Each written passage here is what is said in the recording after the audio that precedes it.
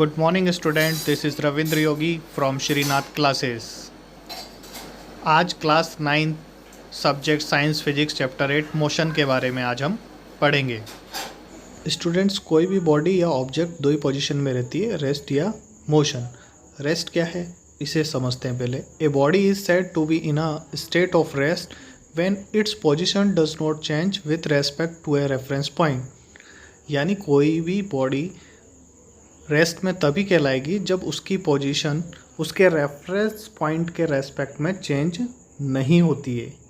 For example, ये shop और ये स्कूटर, अगर इनके बीच का डिस्टेंस सेम रहता है और चेंज नहीं होता है तो ये रेस्ट पोजीशन में कहलाएगा। ठीक है, अब हम समझते हैं मोशन। इसको अच्छे से समझते हैं क्योंकि इस चैप्टर का नाम ही है motion. A body is said to be in a motion when its position changes with respect to a reference point।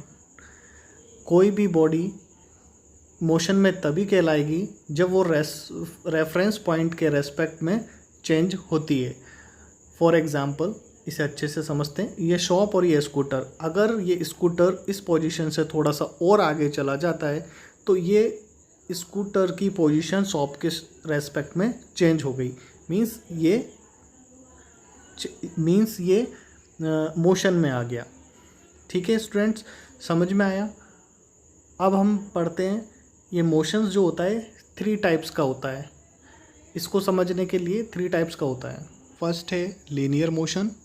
Linear motion का मतलब है कोई भी मोशन जो स्ट्रेट लाइन में होता है उसे बोलते हैं हम लीनियर मोशन। सेकंड है सर्कुलेटरी मोशन। अगर सर्कुलर पाथ में मोशन होता है तो इसे सर्कुलेटरी मोशन कहते हैं। और तीसरा है ऑसिलेटरी मोशन। ऑसिलेटरी मोशन का मतलब है अगर कोई ऑब्जेक्ट मेन पोजीशन में है और उससे लेफ़्ट और राइट मूवमेंट करता रहता है, लाइक पेंडुलम, तो इसको हम बोलते हैं ऑसिलेटरी मोशन। ठीक है स्टूडेंट, रेस्ट एंड मोशन के बाद अब हम नेक्स्ट कंसेप्ट देखते हैं, फिजिकल क्वांटिटीज़।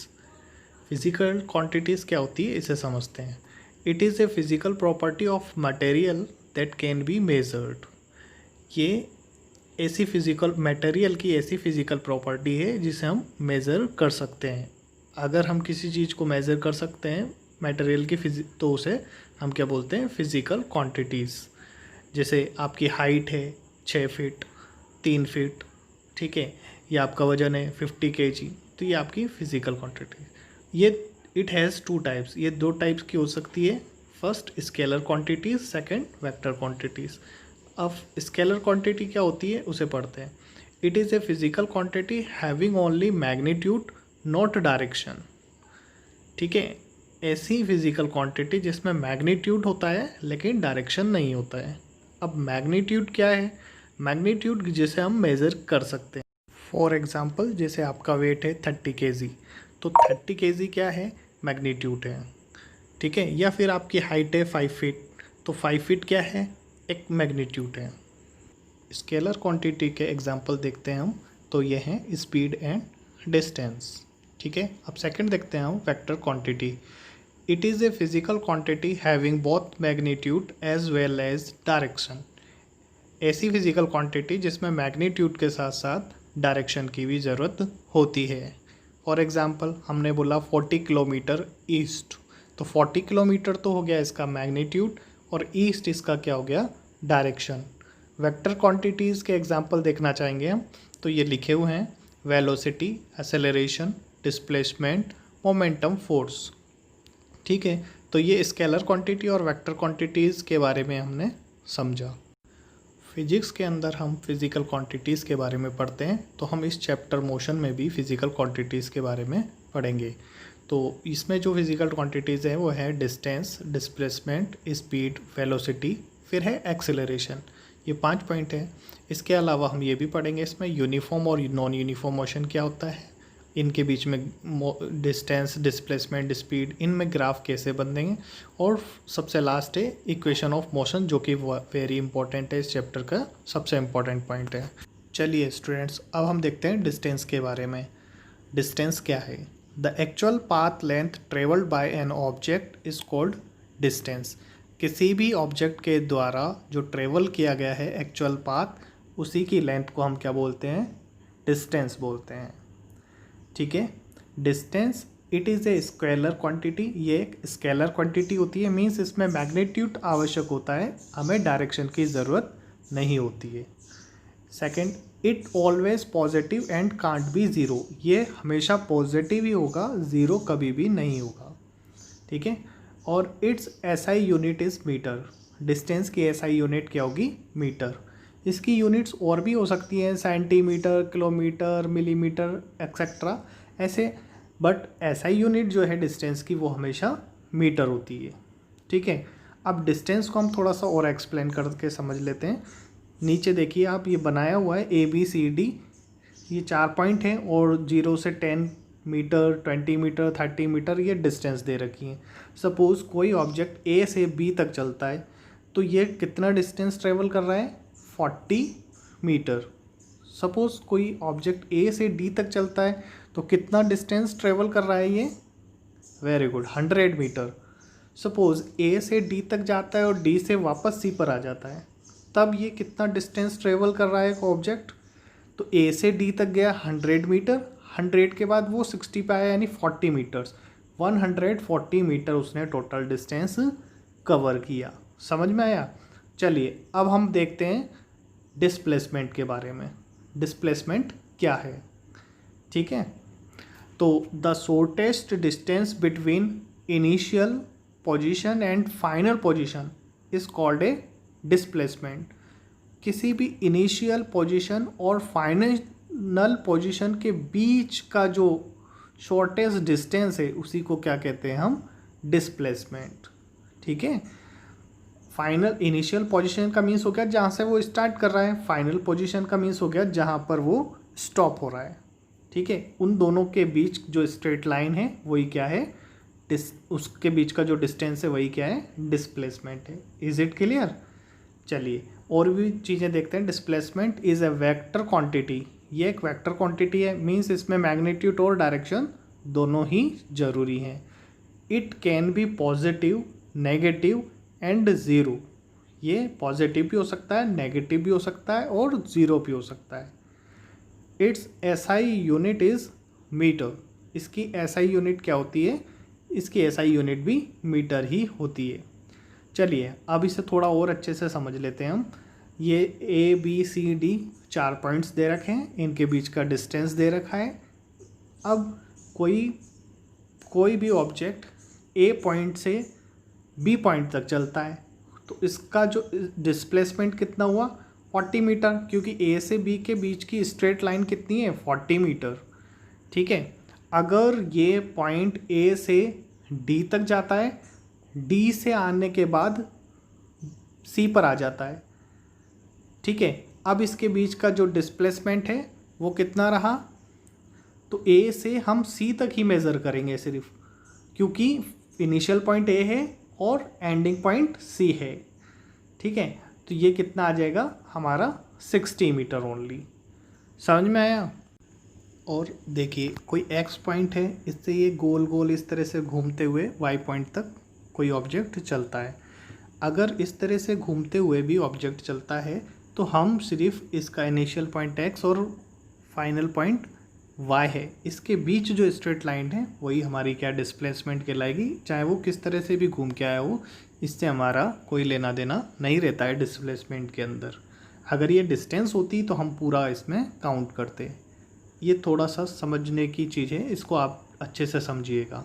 क्लियर है? अब हम देखते हैं difference between distance and displacement.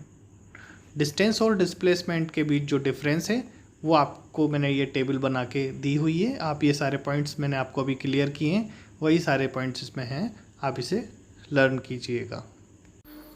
अब हम distance and displacement physical quantity के बाद देखते हैं next physical quantity, speed and velocity. अब मैंने यहाँ एक टेबल बना दी है ताकि अगर इसका डिफरेंस पूछा जाता है तो वो भी आप लिख सकते हैं। ठीक है, तो अब इसे समझते हैं स्पीड क्या है। Speed, the distance travelled by a body per unit time. कोई भी बॉडी पर यूनिट टाइम में जितना डिस्टेंस ट्रेवल करता है उसे हम क्या कहते हैं, स्पीड कहते हैं। अब इस स्पीड को मैथमेटिकल फॉर्म में लिखना हो तो कैसे लिखेंगे हम? Speed equal to distance upon time, ये इसको मैथमेटिकल फॉर्म में लिख दिया गया है। स्पीड के बारे में और भी कुछ पॉइंट्स दिए हुए हैं, वो भी देख लेते हैं। स्पीड तो इट इज़ स्केलर क्वांटिटी, ये केवल स्केलर क्वांटिटी है, मींस इसमें मैग्नीट्यूड ही आवश्यक होता है और डायरेक्शन की ज़रूरत नहीं होती है। इट ऑलवेज पॉजिटिव, स्पीड जो होती है हमेशा क्या होगी? पॉजिटिव ही होगी। और इट्स एसआई यूनिट, इसकी एसआई यूनिट क्या होगी? मीटर पर सेकेंड। देखिए फॉर्मूला जो अभी मैंने मैथमेटिकल फॉर्म में लिखा है, speed equal to distance upon time, तो डिस्टेंस मेज़र किया जाता है मीटर में और टाइम मेज़र किया जाता है सेकंड में, तो यही इसकी क्या बन गई? एसआई यूनिट मीटर पर सेकंड। ठीक है, अब हम देखते हैं वेलोसिटी के बारे में। वेलोसिटी क्या है? तो the distance travel by a body per unit time in given direction, किसी बॉडी के द्वारा पर यूनिट टाइम में जो डिस्टेंस ट्रेवल किया जाता है जिसमें डायरेक्शन भी होती है, तो उसे हम क्या कहते हैं? वेलोसिटी। ठीक है, it is speed with direction. हम अदर वर्ड्स में कह सकते हैं अगर स्पीड के साथ डायरेक्शन भी दिया हो तो वो क्या कहलाएगी? वेलोसिटी। क्लियर? अब वेलोसिटी को भी हम मैथमेटिकल फॉर्म में लिख लेते हैं, तो velocity equal to displacement upon time. ठीक है, और भी कुछ पॉइंट्स हैं वेलोसिटी के। It is a vector quantity, ये एक वेक्टर क्वांटिटी है, मीन्स इसमें मैग्नीट्यूड और डायरेक्शन दोनों ही गिवन होंगी आपको। It can be positive, negative and zero. Velocity जो है पॉजिटिव, नेगेटिव और ज़ीरो भी हो सकती है। अब पॉजिटिव कब होगी? पॉजिटिव कब होगी? जब डिस्प्लेसमेंट इसका पॉजिटिव होगा। नेगेटिव कब होगी? जब इसका डिस्प्लेसमेंट नेगेटिव होगा। और ज़ीरो कब होगी? जब इसका डिस्प्लेसमेंट ज़ीरो होगा। क्लियर? अब अगर आपसे डिफरेंस पूछा जाता है तो ये का यही टेबल आप बना देंगे, तो आप स्पीड और वेलोसिटी के बीच में डिफरेंस भी लिख सकते हैं। अब स्पीड और वेलोसिटी के बाद हम देखते हैं एवरेज स्पीड और एवरेज वेलोसिटी के बारे में। देखिए स्टूडेंट, ये एवरेज स्पीड और एवरेज वेलोसिटी के आपको न्यूमेरिकल्स इस क्लास 9th के अंदर देखने को मिलेंगे। मैं अगले वीडियो के अंदर आपको इसके न्यूमेरिकल्स प्रोवाइड करा दूंगा, या इसी में आपको मैं लिंक प्रोवाइड करा दूंगा। ठीक है, तो एवरेज स्पीड क्या होता है? Average speed equal to total distance upon total time, इसको हम बोलते हैं एवरेज स्पीड। यदि 2 और मोर देन 2 आपको डिस्टेंस दे रखी हैं और उससे का एवरेज स्पीड, तो उनका हम सम करेंगे और टाइम का हम सम करके डिवाइड कर देंगे, तो हमारे पास क्या आ जाएगा? Average speed. इसी तरह अगर हमें एवरेज वेलोसिटी निकालनी है तो एवरेज वेलोसिटी होती है initial velocity plus final velocity upon 2। Initial velocity मतलब जो स्टार्टिंग वेलोसिटी है उसको, और जो एंड वेलोसिटी है उसको ऐड करके हम डिवाइड बाई 2 करेंगे, तो हमारा क्या आएगा? Average velocity. ठीक है, चलिए अब हम देखते हैं types of motion. Types of motion, motion 2 types का होता है, यूनिफॉर्म मोशन और नॉन यूनिफॉर्म मोशन। तो इसे समझने के लिए सबसे पहले हम समझते हैं यूनिफॉर्म मोशन के बारे में। When a body travels equal distance in equal interval of time then the motion is said to be uniform motion. यदि कोई भी बॉडी या ऑब्जेक्ट इक्वल इंटरवल टाइम में इक्वल डिस्टेंस कवर करता है, इस तरह के मोशंस को हम क्या कहते हैं? Uniform motion. चलिए देखिए, इसको समझने के लिए हम एक एग्जांपल देख लेते हैं। ये नीचे एक डायग्राम बनाया हुआ है, इसमें ट्रक 9 बजे 0 पोजीशन पर है, फिर 10 बजे 100 किलोमीटर की डिस्टेंस कवर कर रहा है और 11 बजे 200 किलोमीटर का डिस्टेंस कवर कर रहा है। जब ये ट्रक अपने स्टार्टिंग 9 से 10 बजे के बीच 1 आवर चलता है तो ये 100 किलोमीटर कवर करता है।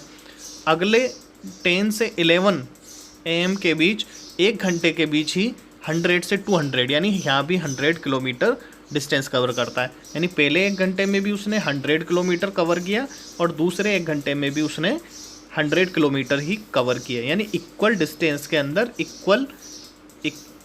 इक्वल इंटरवल ऑफ टाइम के अंदर इक्वल डिस्टेंस कवर की। इस तरह के मोशन को हम कहते हैं यूनिफॉर्म मोशन। चलिए अब इसके एक ग्राफ के बारे में भी देख लेते हैं। जो यूनिफॉर्म मोशन का ग्राफ होगा, ये एक्स और वाई एक्सेस बने हुए हैं, इनके बीच में हमेशा स्ट्रेट लाइन होगी क्योंकि इक्वल डिस्टेंस इक्वल इंटरवल में कवर की जा रही है। चलिए अब नॉन यूनिफॉर्म मोशन को समझते हैं। नॉन यूनिफॉर्म मोशन क्या है? When a body travels unequal distance in equal interval of time it is said to be non uniform motion. अगर कोई भी body equal interval of time के अंदर अनइक्वल डिस्टेंस कवर करती है तो इसे हम क्या कहते हैं? Non uniform motion. देखिए इसको भी एक एग्जांपल के थ्रू समझते हैं। नीचे एक डायग्राम बना हुआ है, इसमें टाइम नीचे दे रखा है 9, 10 और 11, 9, 10, 11 और ऊपर डिस्टेंस दे रखी है। तो 9 से 10 1 आवर में 70 किलोमीटर कवर कर रहा है।